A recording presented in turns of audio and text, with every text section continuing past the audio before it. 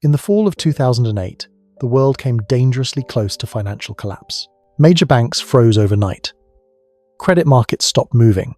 Ordinary people couldn't withdraw their savings, while companies that had seemed untouchable just weeks earlier were suddenly bankrupt. Governments stepped in to stop the bleeding not because they wanted to, but because the entire system was about to fail.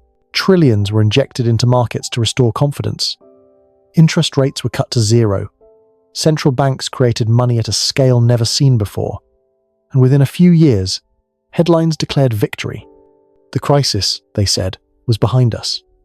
Growth had returned, markets were strong again, but the truth was less reassuring. The 2008 meltdown didn't end, it changed form. The debts that caused it were never truly erased. They were shifted, hidden, and multiplied. Risk was rebranded.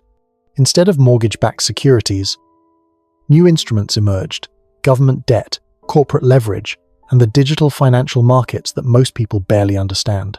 The same logic that broke the world once was rebuilt, only deeper and more complex. Today, inflation rises while real wages stagnate. Governments borrow to survive. Central banks still manipulate markets to keep the illusion steady. The names have changed, but the structure hasn't. It's the same fragile architecture papered over, expanded, and digitized. The financial system didn't recover. It adapted, and what began in 2008 may soon reach its next breaking point, the moment history will later call the financial reset of 2025. The story of 2008 didn't begin with subprime mortgages or reckless bankers. It began decades earlier in the 1970 seconds, when the world quietly redefined what money actually was. For most of human history, money had a tangible anchor: gold, silver, something scarce and measurable. That changed on the 15th of August, 1971, when President Richard Nixon went on television and ended the dollar's link to gold. Overnight, money became an abstraction, a promise backed not by metal, but by trust. Economists called it fiat currency. Politicians called it flexibility, but what it really created was a system built on debt. From that moment forward, money and credit became indistinguishable. To grow the economy, you had to grow debt, and for a while, it seemed to work. The 1980 seconds and 1990 seconds brought expansion, innovation, and global integration. Markets were deregulated. Capital flowed across borders. The age of finance had begun. Wall Street became the new industrial heart of America. Instead of building factories, it built instruments, derivatives, swaps, collateralized debt obligations. Complex names for simple ideas, turning risk into profit and debt into assets. Each new product promised to spread danger so thin that it could never again threaten the whole system. It was financial alchemy, and for a generation, it appeared to work. The culture of finance changed too. In earlier decades, banking had been conservative, cautious, even dull. But by the late 1990 seconds, risk was the new religion. The Glass-Steagall Act, which had separated commercial and investment banking since the Great Depression, was repealed in 1999. Suddenly, the same institutions that held people's savings could also gamble in global markets. The world had entered an era where growth no longer came from productivity. At the same time, another revolution was unfolding: the rise of the housing market as a financial engine. But around the turn of the millennium, it became a national obsession, not just a place to live, but an investment vehicle. Banks and brokers encouraged everyone to buy, refinance, and borrow against rising property values. And as prices climbed, Wall Street found a way to turn those mortgages into tradable assets. The process was called securitization, slicing thousands of loans into bundles, packaging them as bonds, and selling them to investors around the world. This was supposed to make the system safer. Risk, they said, was being diversified, but in reality, it was being multiplied, hidden behind spreadsheets, credit ratings, and the illusion of mathematical precision. Investment banks sold them to pension funds, insurance companies, and foreign governments. Everyone had a piece of the same machine, and no one truly understood how fragile it was. By the early 2000s, the financial system had become a global pyramid built on borrowed money. Debt was layered upon debt, often many times over. It was a vast web of obligations connecting every major bank, insurer, and hedge fund across continents. The entire structure relied on one simple assumption: that home prices would always rise. But beneath the optimism, the cracks were forming. Wages were stagnating, even as debt loads soared. Families took on second mortgages just to maintain their lifestyles. Governments, too, were expanding deficits to keep growth alive. The illusion of prosperity depended on constant expansion. More credit, more borrowing, more belief. Few wanted to question it. Every bubble, after all, feels like progress while it's still inflating. There were warnings. Economists like Nouriel Roubini and analysts inside the banking system sounded alarms about excessive leverage and housing speculation. But the momentum was too strong. Wall Street's profits were breaking records.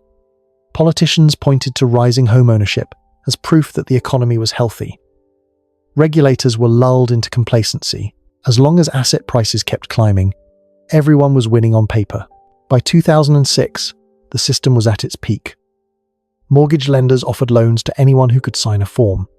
Interest-only payments, adjustable rates, and no income verification. Mortgages flooded the market. People were buying second and third homes with borrowed money. The market wasn't just inflated, it was addicted to credit. And, like any addiction, it needed bigger doses to sustain itself. What made this era distinct wasn't just greed. It was faith. Faith that the free market could regulate itself, that risk models could predict the future, that central banks could fix any problem by lowering interest rates. It was a belief system as powerful as any ideology, and it blinded even the most intelligent minds. Behind the glamour of Wall Street trading floors, a quiet transformation had taken place. Finance was no longer a servant of the real economy. It had become its master. Manufacturing declined, wages lagged, and inequality widened. But as long as asset prices rose, the illusion of prosperity remained intact. By 2007, the first cracks became visible. A few hedge funds collapsed. Mortgage defaults began to rise. Yet, the prevailing wisdom insisted it was contained. The system, they said, was too sophisticated to fail. But history has a way of punishing arrogance. What no one realized, or perhaps refused to admit, was that the same innovation that promised safety had eliminated transparency. No one knew where the losses would land once the chain started breaking. The origins of the 2008 crisis were not born in a single year or a single scandal. They were the product of decades of quiet decisions, each one rational at the time, each one pushing the system a little further toward fragility. A world built on credit, speculation, and belief in endless growth had created its own paradox. Stability bred complacency, and complacency bred disaster. When the fall finally came, it was sudden only in appearance. In truth, it had been decades in the making, the inevitable outcome of a system that mistook leverage for wealth and illusion for progress. When the first banks began to fail in 2008, the collapse unfolded faster than anyone could contain. Lehman Brothers vanished in a weekend. AIG, one of the world's largest insurers, needed a rescue of more than $180 billion just to stay afloat. For a brief moment, it seemed that the entire financial order, the one built over 3 decades of deregulation and debt, might actually disintegrate. Then came the counterstrike. In an unprecedented alliance, governments and central banks decided that the system itself was too important to fail. The U.S. Federal Reserve slashed interest rates to zero and opened emergency lending windows for Wall Street. Washington authorized a $700 billion bailout package under the name TARP. In Europe, similar lifelines stretched across London, Frankfurt, and Brussels. Money was created faster than at any time in modern history. It worked, at least on the surface. Markets stabilized, confidence returned. Within months, the panic subsided, and the financial world declared survival a victory. But the rescue marked something deeper, a turning point in the philosophy of capitalism. Risk was no longer punished. It was socialized. Losses could be nationalized, profits privatized. A quiet contract was rewritten between governments, banks, and the public. And most people didn't notice. Cheap money became the oxygen of the new era. The Federal Reserve promised that low rates would stimulate growth, employment, and recovery.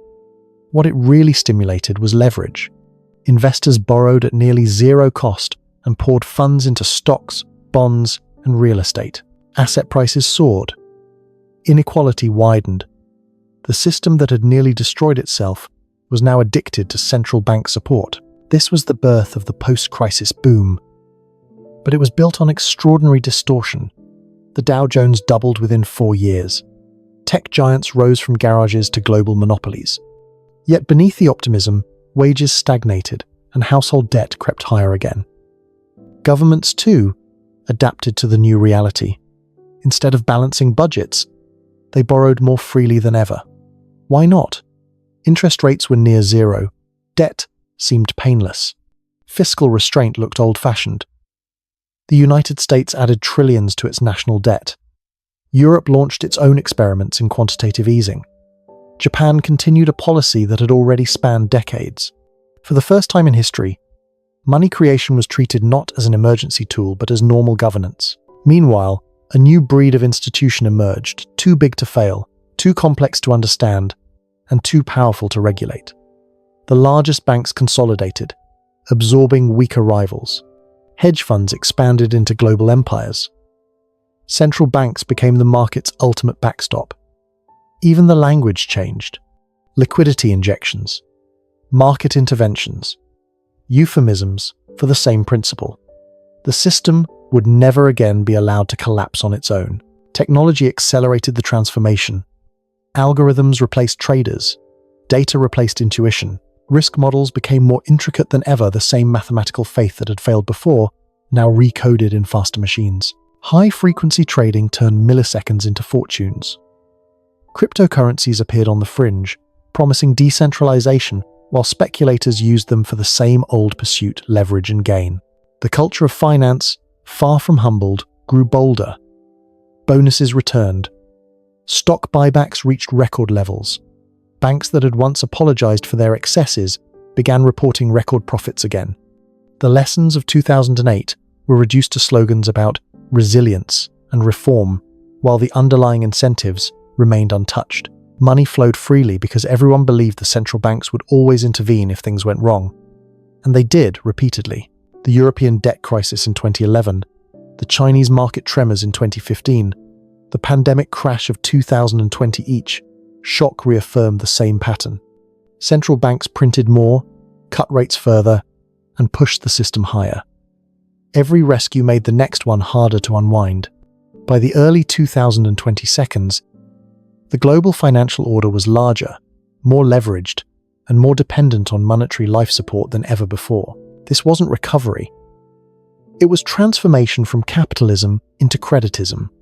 In this new system, value wasn't created by production or innovation alone, but by the expansion of balance sheets. The financial world had become a mirror reflecting its own growth, an echo chamber of numbers rising on screens. Stability depended on confidence, and confidence depended on constant liquidity. Ordinary people sensed something was wrong even if they couldn't name it. Housing prices reached absurd levels. Savings accounts yielded nothing. The stock market became the main engine of wealth, but only for those who could afford to participate. The cost of living rose faster than official statistics admitted. By 2023, the contradictions were undeniable. The same policies that had saved the world in 2008 were now fueling a new imbalance: massive government debt and widening mistrust of institutions. Central banks faced an impossible choice: raise rates and risk collapse, or print more and erode the value of money itself. Either path led toward reckoning. The rise that followed 2008 wasn't a story of recovery. It was the construction of an even taller tower on the same cracked foundation. The crisis had not been defeated. It had been institutionalized. Every bailout, every stimulus, every round of quantitative easing built a higher floor under the market and a deeper hole beneath the currency. In the short term, it looked like progress. In the long term, it set the stage for the next great unraveling. The financial world, like any empire, expanded until its complexity became its own vulnerability. What began as emergency intervention had become permanent policy, and somewhere beneath the digital numbers and confident speeches, the logic of collapse was quietly compounding interest. By the mid-2010 seconds, the global economy looked strong on paper. Stock markets hit new records, unemployment fell, GDP numbers glowed with optimism. But beneath the statistics, something fundamental had changed. Governments, central banks, and corporations had merged into a single feedback loop. Politicians promised stability. Central bankers delivered it with liquidity. Markets translated that liquidity into profits. And those profits, in turn, reinforced the political status quo. It was a closed-circuit, powerful, self-sustaining, and deeply fragile. The financial system's purpose shifted from serving the real economy to preserving itself. When volatility appeared, algorithms neutralized it.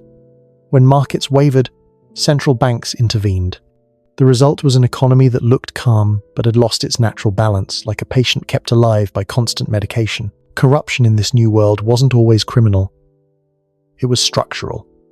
The very rules of finance now favored distortion. Insider information, regulatory capture, and political lobbying became tools of survival. The architects of the crisis were now the advisors of recovery. Laws meant to prevent future collapses were quietly diluted, rewritten, or ignored. The 2010 Dodd-Frank Act had promised transparency and accountability.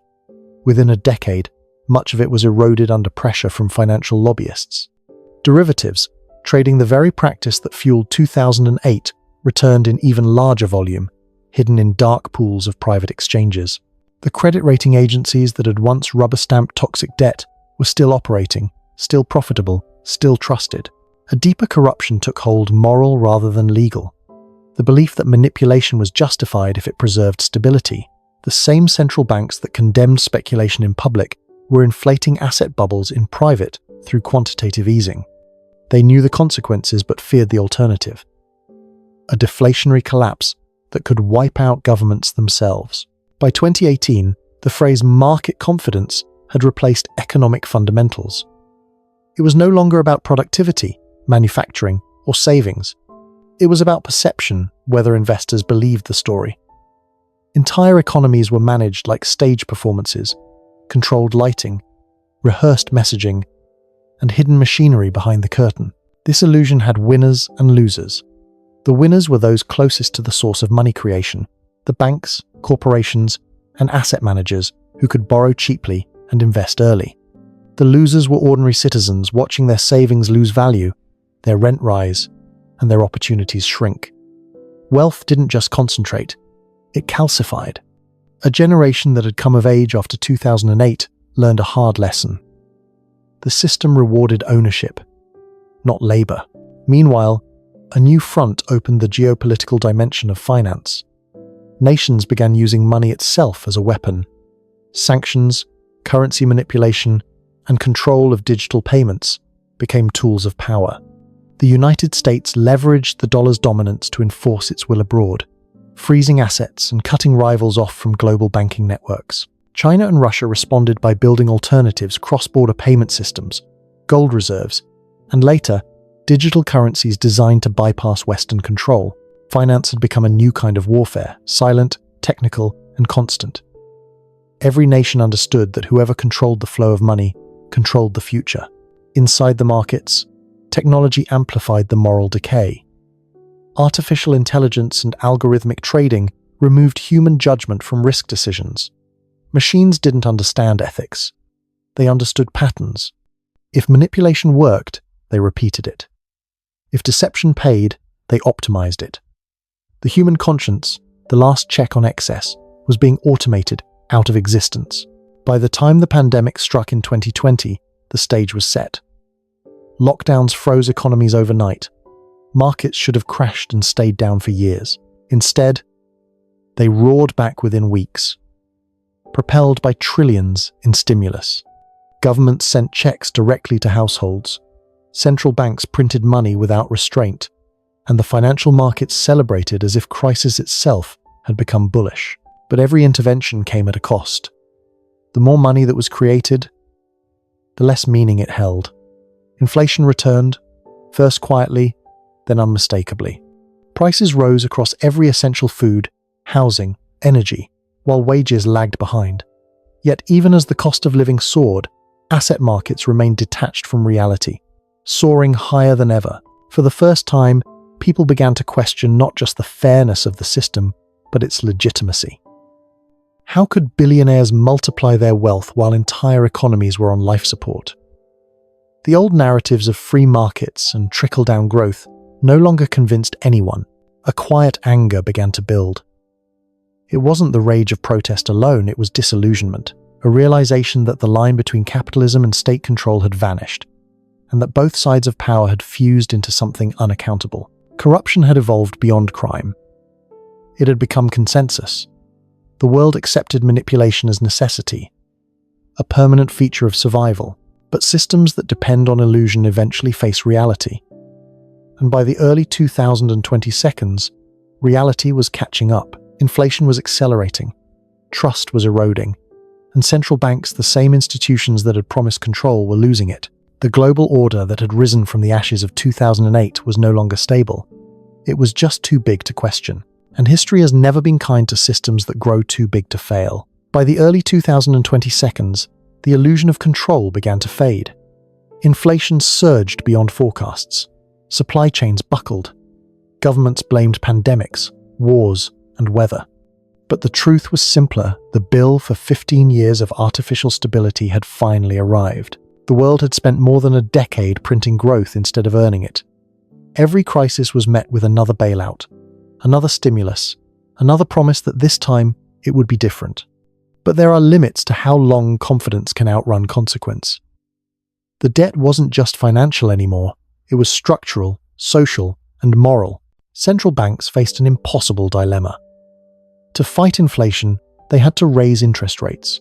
But raising rates meant triggering defaults across the mountain of debt that had sustained the illusion of prosperity.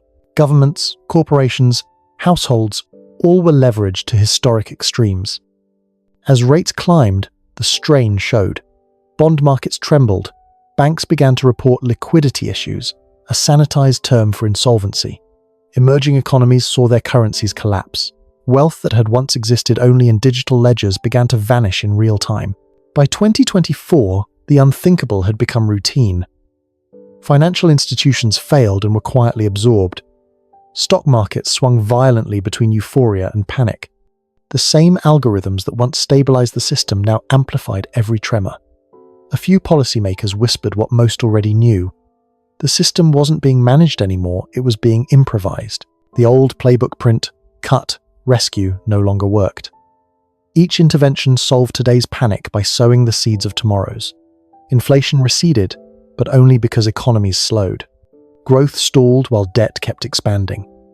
People began to ask the one question markets fear most. What if the money itself is the problem? Trust, the invisible foundation of finance, started to fracture. In others, citizens pulled deposits from banks, shifting wealth into anything tangible: land, commodities, even cryptocurrency. Governments responded with new forms of control: digital currencies, capital restrictions, stricter oversight, disguised as financial security. The phrase financial reset entered headlines not as speculation, but as policy. Meetings behind closed doors discussed coordinated debt restructuring, digital reserve systems, and the redefinition of money itself. What began as quiet planning among central bankers was soon framed as reform, a modernization of finance for a new era. When a currency system collapses, it rarely announces itself. As digital currencies rolled out, the promise was convenience and transparency. The reality was surveillance and control. Every transaction traceable, every account adjustable, every citizen's financial life programmable. It was the logical endpoint of a system that had long favored control over honesty. By late 2025, the transformation was undeniable. The global financial order that began in 1971 with the end of the gold standard, that expanded through credit, and that imploded in 2008, had entered its final evolution, a managed economy where value itself was centralized and monitored. Some called it stability. Others called it the end of freedom in finance.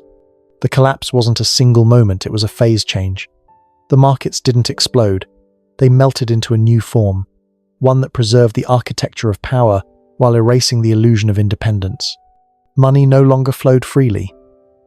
It circulated within boundaries set by policy and algorithm. The financial reset wasn't a crash. It was a conversion from trust to control, from markets to management, from autonomy to oversight. The old system didn't die in flames. It was quietly reprogrammed. And yet, beneath the hum of the new order, a deeper uncertainty lingered. Because while the institutions had adapted, the psychology had not. People still remembered 2008. They remembered how easily promises of safety became instruments of control. Every generation, it seems, must relearn the same lesson that money, untethered from reality, eventually consumes the very trust that gives it life. In 2025, the world stood at that edge once again, staring not at ruin, but at transformation that felt eerily like surrender. History rarely announces turning points in real time. They are recognized only in hindsight, when the noise has faded and the pattern becomes clear. The years between 2008 and 2025 will likely be remembered not as separate crises, but as chapters of one long transformation, the slow unraveling of an old financial order and the birth of something that no longer resembled free markets at all. For most people, the change was invisible. Life moved on.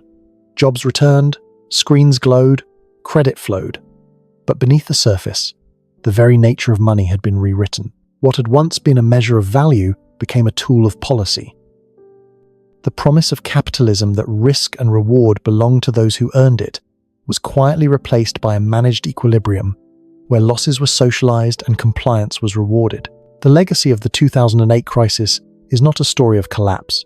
It is the story of moral displacement, the moment the world decided that truth could be postponed indefinitely through debt, and that consequence could be deferred with printing presses and spreadsheets.